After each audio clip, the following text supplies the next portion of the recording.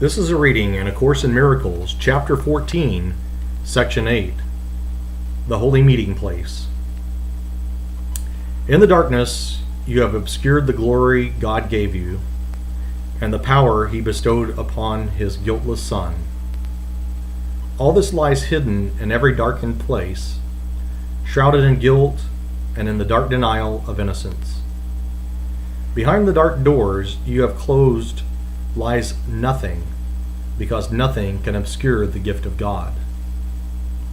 It is the closing of the doors that interferes with recognition of the power of God that shines in you.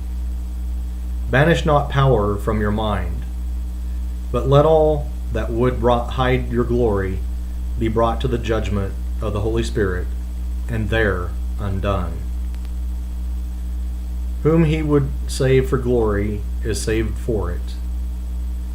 He has promised the Father that through Him you would be released from littleness to glory.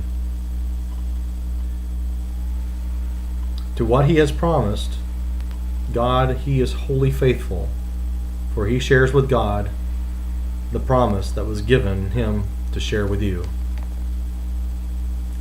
He shares it still for you.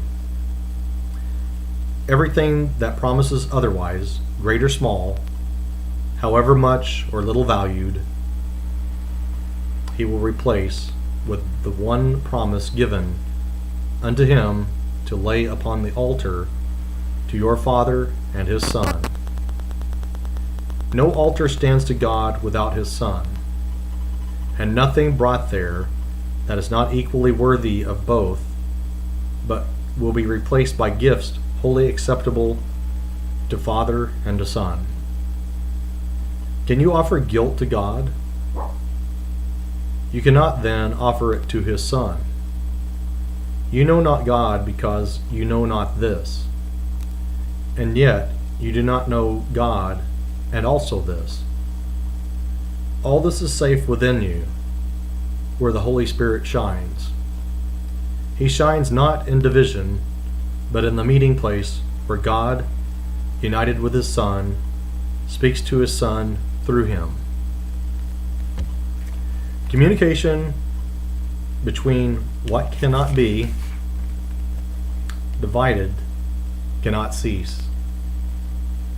The holy meeting place of the unseparated Father and His Son lies in the Holy Spirit and in you. All interference in the communication that God Himself wills with His Son is quite impossible here. Unbroken and uninterrupted, love flows constantly between the Father and the Son, as both would have it be. And so it is. Let your mind wander through darkened corridors, away from light's center. You and your brother may choose to lead yourselves astray, but you can both be brought together only by the guide appointed for you. He will surely lead you to where God and His Son await your recognition. They are joined in giving you the gift of oneness, before which all separation vanishes. Unite with what you are. You cannot join with anything except reality.